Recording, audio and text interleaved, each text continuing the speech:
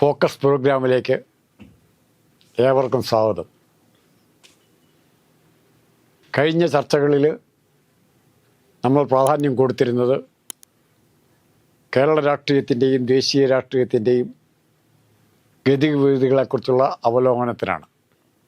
ഇന്ന് അതിൽ നിന്നും വ്യത്യാസമായി നമുക്ക് സംസാരിക്കാനുള്ളത്, നമ്മുടെ മീഡിയ വേണ്ട ശ്രദ്ധ കൊടുത്തോ എന്നറിയില്ല, ലോക അന്തർദേശീയ രാഷ്ട്രീയ രംഗത്ത് നടക്കുന്ന ഡെവലപ്മെൻറ്റുകളെക്കുറിച്ച് ചെറിയ തോതിലെങ്കിലും നമ്മൾ പരാമർശിക്കാതെ പോയാൽ പലതും നമുക്ക് കേൾക്കാതെ വരും, കാണാതെ വരും, നമുക്കൊരു വിലയിരുത്തലിന് സാധ്യമല്ലാതെയും വരും. ഇതിവിടെ ഞാൻ പറയാൻ കാരണം, രണ്ട് തരത്തിലുള്ള ഇമേജുകൾ ഇവിടെ ബിൽഡ് ചെയ്യുന്നുണ്ട്, അല്ലെങ്കിൽ വളർത്തിയെടുക്കുന്നുണ്ട്. അതിൽ ഒരു വിഭാഗത്തെ പുരോഗമനവാദികളായിട്ടും മറുവിഭാഗത്തെ പിന്തിരിപ്പൻ മുതലാളിത്തത്തിൻ്റെ വക്താക്കളുമായിട്ടാണ് ചിത്രീകരിക്കുന്നത്. നമ്മുടെ മീഡിയ എന്തുകൊണ്ടാണെന്നറിയില്ല, എന്ത് സ്വാധീനത്താലാണെന്നറിയില്ല, പലപ്പോഴും പുരോഗമനപരം എന്ന് പറയുന്ന ഭാഗത്ത് നിൽക്കുകയാണ് ചെയ്യുന്നത്. അവർ ഇയാളെ ട്രംപിനെ വില്ലനായിട്ടാണ് ചിത്രീകരിച്ചത്, കോമാളിയായിട്ട് ചിത്രീകരിച്ചു. ഇടതുപക്ഷത്തെ അല്ല, ചൈനയെ എതിർക്കുന്ന, മുസ്ലിം ഫണ്ടമെൻ്റലിസ്റ്റെ എതിർക്കുന്ന എല്ലാവരെയും അങ്ങനെ തന്നെയാണ് ചിത്രീകരിക്കുന്നത്.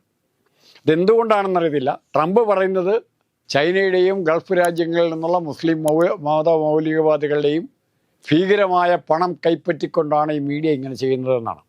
ശരിയാണോ എന്നറിയില്ല. അതറിയാൻ മാത്രമുള്ള അറിവും നമുക്കില്ല, അറിയാനുള്ള മാർഗവും നമുക്കില്ല. പക്ഷേ ലോകത്ത് നടക്കുന്ന സംഭവവികാസങ്ങൾ, ട്രംപിൻ്റെ ചില നിലപാടുകൾ കാണുമ്പോൾ ട്രംപ് പറയുന്നതിനെ വിശ്വസിക്കാൻ തോന്നുകയാണ്. ഇന്ന് അമേരിക്കൻ ജനതയെ വിശ്വാസത്തിലെടുക്കാൻ ട്രംപ് കഴിഞ്ഞിരിക്കുന്നു.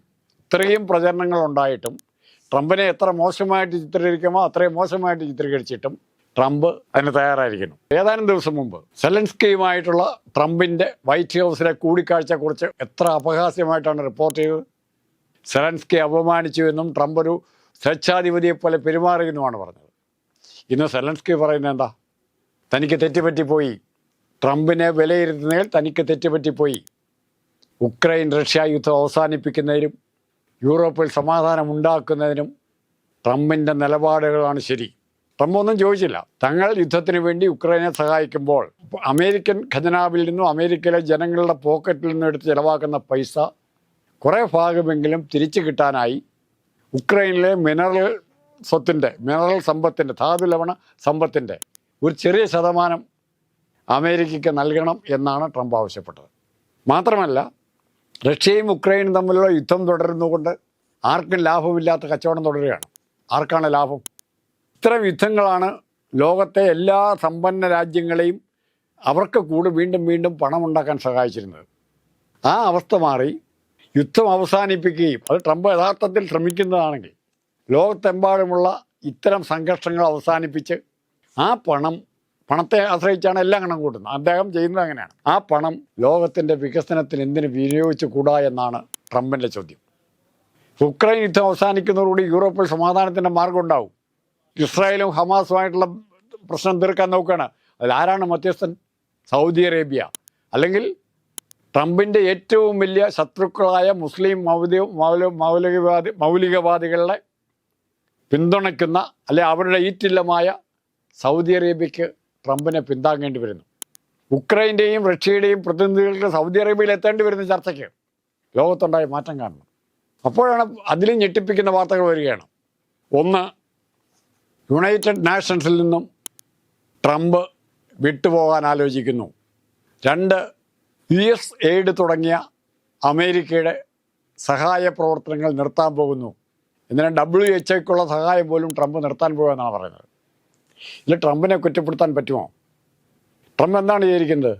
UN എന്ന് പറയുന്ന സംഘടന ധാരുടെ നിയന്ത്രണത്തിലാണ്. ഇന്ത്യക്ക് 140 കോടി ജനങ്ങളുള്ള ഇന്ത്യക്ക് എന്താണ് റോള്? ഇന്ത്യക്ക് അനുകൂലമായ പ്രമേയം വന്നാൽ വീറ്റോ ചെയ്യാൻ ചൈന അവിടെയുണ്ട്.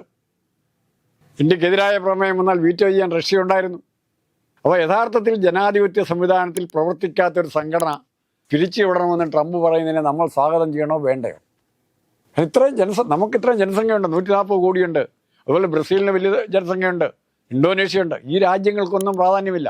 യൂറോപ്പിലെ കുറേ രാജ്യങ്ങൾക്കും റഷ്യയ്ക്കും ചൈനയ്ക്കും മാത്രം പ്രാതിനിധ്യമുള്ള രക്ഷാസമിതിയും അത് നിയന്ത്രിക്കുന്ന യുഎൻഒയും വേണ്ട എന്ന് ട്രംപ് പറയുമ്പോൾ നമ്മൾ ആരുടെ ഭാഗത്ത് നിൽക്കണം?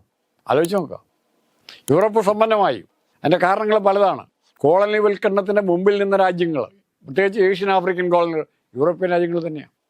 ഇന്ത്യ ഉൾപ്പെടെയുള്ള രാജ്യങ്ങളെ കോളനികളാക്കുന്ന വിജയിച്ച രാജ്യങ്ങൾ, അവരാണ് ഇന്ന് ലോകത്തിലെ സമ്പന്നർ.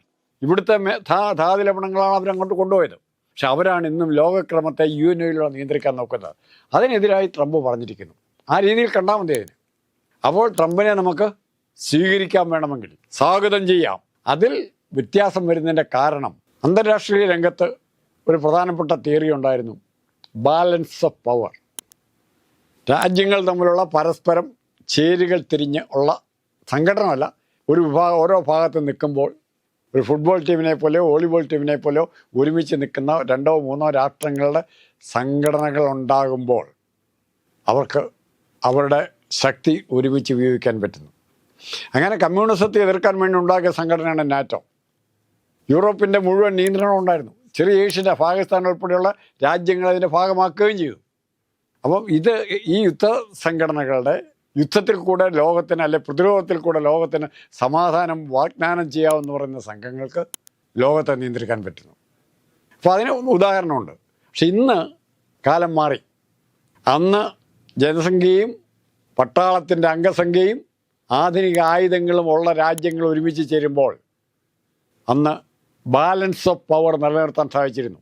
റഷ്യയും ചീനയും ഉൾപ്പെട്ട രാജ്യങ്ങൾ ഒരു വശത്തും, ഇപ്പുറത്തെ യൂറോപ്യൻ രാജ്യങ്ങളും അമേരിക്കയും ഉൾപ്പെട്ട മറ്റ് രാജ്യങ്ങളും, അങ്ങനെ ലോകത്തിൻ്റെ ബാലൻസ് ഓഫ് പവർ മെയിൻറ്റെയിൻ ചെയ്തിരുന്ന ഈ സംഘടനകളാണ്. ഇന്നതിൻ്റെ ആവശ്യമില്ല. കാരണം ആറ്റമിക് പവർ കണ്ടുപിടിച്ചതോടുകൂടി ആരും ശക്തനാണ്. ഒരു രാജ്യം ഒരു വശത്തും ബാക്കി എല്ലാ രാജ്യങ്ങളും മറുവശത്തും നിന്നാൽ പോലും, ആലോചിച്ച് നോക്കുക, ഒരു രാജ്യം ഒരു വശത്തും ബാക്കി മുഴുവൻ രാജ്യങ്ങളും മറുവശത്തും നിന്നാൽ പോലും ആ ഒരു രാജ്യം വിചാരിച്ചാൽ, ആണവശക്തിയുള്ള ഒരു രാജ്യം വിചാരിച്ചാൽ മറ്റ് രാജ്യങ്ങളെ നശിപ്പിക്കാൻ പറ്റും. അവർക്ക് ജയിക്കാൻ പറ്റണമെന്നില്ല, മറ്റ് രാജ്യങ്ങളെ നശിപ്പിക്കാൻ പറ്റും. അമേരിക്ക ബാക്കി എല്ലാ രാജ്യങ്ങളും മറുവശത്തുമാണെങ്കിൽ, റഷ്യയും ചൈനയും ഇന്ത്യയും ബ്രിട്ടനും എല്ലാം ഒരു വശത്താണെങ്കിൽ, അമേരിക്കയുടെ ആണവ പ്രയോഗത്തിൽ ആദ്യത്തെ മണിക്കൂറിൽ തന്നെ ഈ രാജ്യങ്ങൾ ഇല്ലാതാകും. അമേരിക്കയുടെ ഒരു കപ്പൽപ്പടയുടെ ശക്തി മാത്രം മതിയാവും പല രാജ്യങ്ങളെയും കീഴടക്കാൻ. അവിടെ ഇതേ ശക്തി തന്നെ എന്തിന് ഉത്തര കൊറിയയ്ക്കുണ്ട്, ഇസ്രായേലിനുണ്ട്, ഈ ചെറിയ രാജ്യങ്ങൾക്ക് പോലുമുണ്ട്. അതിൻ്റെ കാരണം ഈ ആണവശക്തി സർവ്വവിനാശകരമാണ്. അപ്പോൾ ഇത് ഉപയോഗിക്കാൻ എല്ലാ രാജ്യങ്ങൾക്കും മടിയുണ്ട്.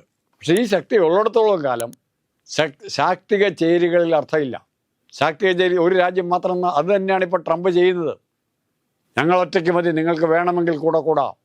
എന്നാൽ അമേരിക്കയുടെ സാമ്പത്തിക നയത്തിൻ്റെ താരിഫ് വർധനയുടെ ചൂട് രോഗം അറിയാൻ പോവുകയാണ്. അതറിയുമ്പോൾ മാത്രമേ ശരിയാവുള്ളൂ. ഇന്ത്യ അതിന് ബെസ്റ്റ് റോള് പറ്റുന്ന, ഇന്ത്യക്ക് കിട്ടുന്ന ഏറ്റവും വലിയ അനുകൂല സന്ദർഭമാണിത്. ഇന്നലെ വരെ ഈ ചേരികളുടെ ചേരിചേരാ നയമായിരുന്നില്ല, ചേരികളുടെ അടിമയായിരുന്നു ഇന്ത്യ. അമേരിക്ക അല്ലെങ്കിൽ പാകിസ്ഥാൻ ഉൾപ്പെടെയുള്ള സൈനിക സഖ്യങ്ങളുടെ വെല്ലുവിളിയെ നേരിടാൻ റഷ്യയുമായി അതുപോലെ അടുത്ത ബന്ധം പുലർത്തേണ്ടി വന്നു. അതായിരുന്നു ഇന്ത്യ. ജനാധിപത്യ രാജ്യമായിരുന്നിട്ട് കൂടി അമേരിക്ക ഇന്ത്യക്ക് അനുകൂലമായി നിന്നിട്ടില്ല, എന്നാൽ എതിരായി നിന്നിട്ടുണ്ട്. ഇത് മനസ്സിലാക്കി മാത്രമേ വിദേശ നയത്തെ വിലയിരുത്താൻ പറ്റൂ. അവിടെ മോഡിക്ക് എന്ത് ചെയ്യാൻ പറ്റും? മോഡിക്ക് വേണമെങ്കിൽ ഈ അവസരം ഉപയോഗിക്കാം. അതല്ല, അമേരിക്കയുടെ ഭാഗമായി നിന്നിട്ട് അമേരിക്കൻ പ്രസിഡന്റ് കൈ കോർത്ത് പിടിച്ചുകൊണ്ട് ഞങ്ങൾ ഒന്നാണ് എന്ന് പറയുന്നത് കൊണ്ട് ഒരു മെസ്സേജും ലോകത്തിന് കൊടുക്കാൻ പറ്റില്ല. കാരണം പിടിച്ച് ആ കൈ വേണം തിരിച്ച് മാറ്റിവെക്കാൻ ട്രംപ് തയ്യാറാവും. സെലൻസ്കിയുടെ കാര്യത്തിൽ കണ്ടതാണ്. ഇവിടെ മുഴുവൻ നടന്ന പ്രചരണങ്ങളും വിലയിരുത്തലുകളും രാഷ്ട്രീയ നിരീക്ഷകന്മാരുടെ വിലയിരുത്തലും സെലൻസ്കിയുടെ സപ്പോർട്ട് ആർക്കാണ്? അമേരിക്കയ്ക്ക്. സെലൻസ്കിയെ ബൈഡൻ വേണ്ട വിധത്തിൽ സപ്പോർട്ട് ചെയ്തില്ല എന്നുള്ള ആരോപണമായിരുന്നു ആർക്ക്? ട്രംപിന്. പക്ഷെ മറിച്ച് യാഥാർത്ഥ്യ ലോകത്തിലേക്ക് വന്നപ്പോൾ ഇന്ന് ഉക്രൈൻ റഷ്യ യുദ്ധം അവസാനിപ്പിക്കാനുള്ള ട്രംപിൻ്റെ മാന്ത്രിക ദണ്ട് അല്ലെങ്കിൽ മാന്ത്രിക ഉപദേശങ്ങൾ 2 രാജ്യങ്ങൾക്കും സ്വീകരിക്കേണ്ടി വരുന്നു. റഷ്യയും ഇത് സമ്മതിക്കുകയാണെങ്കിൽ, ഉക്രൈൻ്റെ കണ്ടീഷനാണ്, സമാധാന വ്യവസ്ഥകൾ റഷ്യയ്ക്കൂടെ സ്വീകാര്യമാണെങ്കിൽ ഞങ്ങൾക്കും സ്വീകാര്യമാണെന്നാണ് പറഞ്ഞത്. ഇത് പറയിപ്പിക്കാൻ ട്രംപിനെ കൊണ്ട് കഴിഞ്ഞു. അതാണ് നേട്ടം. ഈ നേട്ടത്തെ കാണാതിരിക്കരുത്. അന്തർദേശീയ രംഗത്തുണ്ടാകുന്ന ഇത്തരം ഡെവലപ്മെൻറ്റുകളെ ഇന്ത്യക്ക് എങ്ങനെ സ്വായത്തമാക്കാവുന്ന, ഇന്ത്യക്ക് ആ ഭാഗത്ത് എന്ത് റോള് വഹിക്കുമെന്ന് ചേരിനയമല്ല, നമ്മുടെ ഇന്ത്യൻ ചേരിയുടെ നയം ആണ് പ്രധാനമായിട്ട് വ്യക്തമാക്കേണ്ടത്. ആ നയത്തിന് വേണ്ടി അല്ലെ ജനാധിപത്യ പ്രക്രിയകളുടെ സംവിധാനത്തിന് വേണ്ടി, നിലനിൽപ്പിന് വേണ്ടി ഇന്ത്യക്ക് എന്ത് ചെയ്യാൻ പറ്റും, നല്ലത് ചെയ്യാൻ കഴിയട്ടെ എന്ന് ആശംസിച്ചുകൊണ്ട് നന്ദി, നമസ്കാരം.